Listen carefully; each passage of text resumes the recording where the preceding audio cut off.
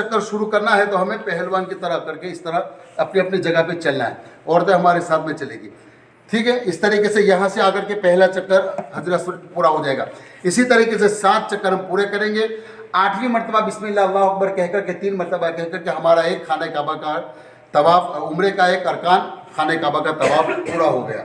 अब यहाँ से फिर हमें चलना है, फिर एक अंडा हमें कवर कर लेना है 3 चक्करों के बाद। मकाम इब्राहिम के सामने जाकर के 2 रकात नमाज पढ़ेंगे। ये सारा मैं आपको फजीलत बताऊंगा कि मकाम इब्राहिम क्या है, हजर अस्वद क्या है, मकाम मुल्तज़म क्या है। ये इंशाल्लाह ज़ियारतों में सब चीज़ें मैं बताऊंगा, वहाँ भी बताऊंगा, लेकिन अभी इतना वक्त नहीं कि सारी चीज़ें बयान कर सके कि हमें उम्रे के लिए जाना है। मकाम इब्राहिम के सामने 2 रकात नमाज वाजिबुत तवाफ़। ये आप सादे तवाफ़ भी करो तब भी हर तवाफ़ के अंदर कई मरतबा गलतियाँ लोग ऐसे करते हैं, एक साथ 5-6 तवाफ़ कर लेते हैं, बाद में सारी नमाजें पढ़ते हैं। ऐसा नहीं है। एक तवाफ़ के बाद 2 रकात, फिर तवाफ़, फिर 2 रकात, फिर तवाफ़, फिर 2 रकात। जब भी तवाफ़ करें निफली तवाफ़, तो हर तवाफ़ के बाद 2 रकात नमाज पढ़नी है।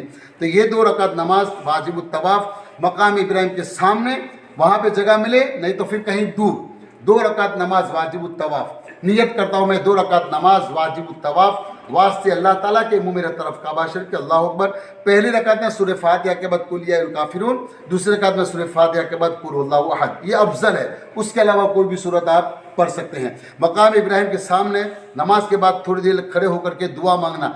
ये जगह मकाम मुल्तज़म, हजर अस्वद, मकाम इब्राहिम, खाने काबा का दरवाज़ा, ये सारी चीज़ें हमारे सामने होती है। ये ख़ास मकबूलियत की दुआ की जगह है। 2 रकात नमाज पढ़ने के बाद, दुआ करने के बाद हम लोग चलेंगे जमजम पिएंगे। जमजम आप लोग मेरे साथ रहेंगे तो इंशाल्लाह मैं आपको पढ़ाऊंगा किस तरह जमजम पीना है, दुआ पढ़ाऊंगा, उसके बाद जमजम पीना है, उसके बाद सफ़ा मरवा की सही करना है। सफ़ा मरवा 2 पहाड़ी का नाम है, इंशाल्लाह वो पूरी फजीलत आपको मैं बताऊंगा। अब कई मरतबा ऐसा होता है कि गलती होती है क्योंकि नहीं मालूम, पहली मरतबा आए हैं, सबको माँ के पेट से कोई सीख के नहीं आता है। तो क्या करना है, 2 पहाड़ी है सफ़ा और मरवा, तो हमें सफ़ा से चक्कर शुरू करना है।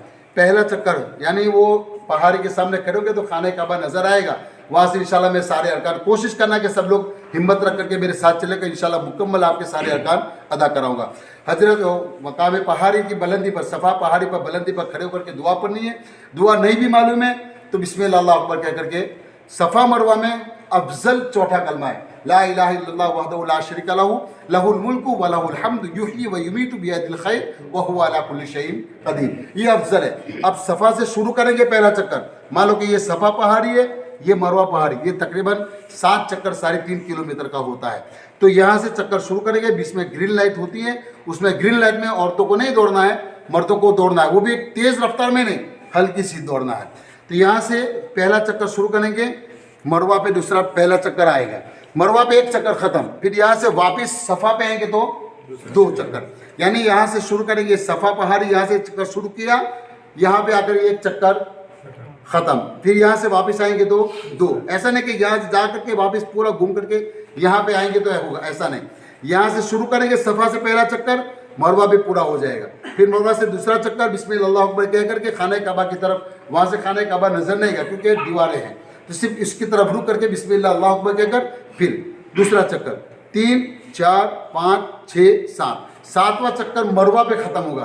पहला चक्कर सफ़ा से शुरू करेंगे, 7वां चक्कर मरवा पे पूरा होगा। मरवा पे पूरा होने के बाद वापस हमें होटल पे आने के लिए वही रास्ता है, इसलिए हमारा 8वां चक्कर हो जाएगा, ठीक है ना। ये निफल होगा, फिर कहाँ पे जमा होना है फिर मैं आपको बताऊंगा। बाई चांस अगर आप लोग बिछड़ जाओ, होटल का कार्ड आपको दिया हुआ है, कहाँ से जाना है, कैसे आना है, अभी आप मेरे साथ चलोगे तो इंशाल्लाह सब मालूम हो जाएगा। इंशाल्लाह यहाँ से जाने के लिए सिर्फ बस में 24 घंटा, आप दिन में 100 मरतबा जाना चाहे 100 मरतबा फ्री ऑफ चार्ज बस है।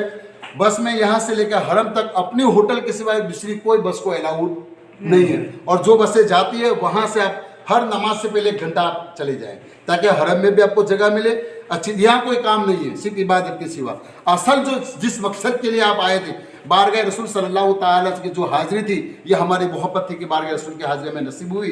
अल्लाह के रसूल ने फरमाया है कि जो अल्लाह के घर तक पहुँचा, जिसको अल्लाह ने हज या उम्रा नसीब किया, जिसने मेरे रोज़े की ज़ियारत न की, गोया उसने मुझ पर जुल्म किया।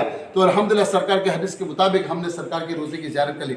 अब जो असल मकसद हमारा उम्रे का है, अब हमारी इबादत का असल मकसद यहाँ से शुरू होता है। तो याद रखें, ज़्यादा वक्त आपका ज़ाया ना हो, जितने हो सके आप लोग इबादत अच्छी तरीके से इबादत करें, बार बार तवाफ़ करें। याद रखें कि ये अभी बता दे रहा हूँ, आप पहला भी अभी जो हम उम्रा करेंगे वो हमारा उम्रा होगा, ठीक है। अब 2 मरतबा, दूसरी मरतबा कल परसों जब भी आपको उम्रा करना है, यहाँ से एहराम पहन करके मस्जिद आयशा जाना है। 4-5 लोग चलेंगे तो 30-35 रियाल किराया मस्जिद आयशा का होता है।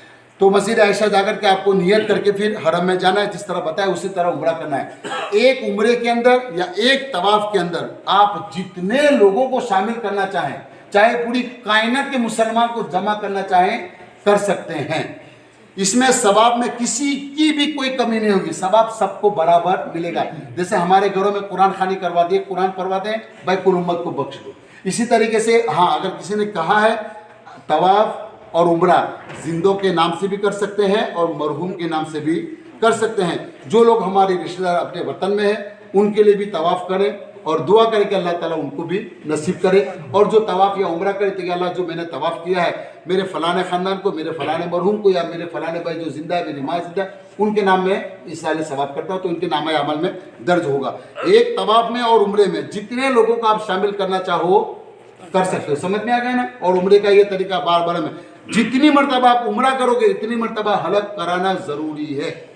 अल्लाह के रसूल सल्लल्लाहु ताला से फरमाया है, अल्हम्दुलिल्लाह हम तो पहली बार आप लोग पहली मरतबा जो करेंगे तो पहली मरतबा अल्लाह के रसूल ने फरमाया जो भी हलक करेगा अल्लाह के प्यारे हबीब ने 3 मरतबा उसके लिए दुआएं मग़फ़िरत फरमाई। तो कौन है जो अल्लाह के नबी की दुआ से महरूम रहना चाहे।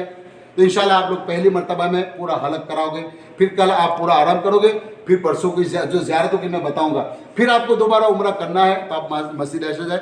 जब भी आप उम्रा करें हलक कराना ज़रूरी है। दूसरी मरतबा आप अपने हज से भी हलक घर पे कर सकते हो, ये मसला है।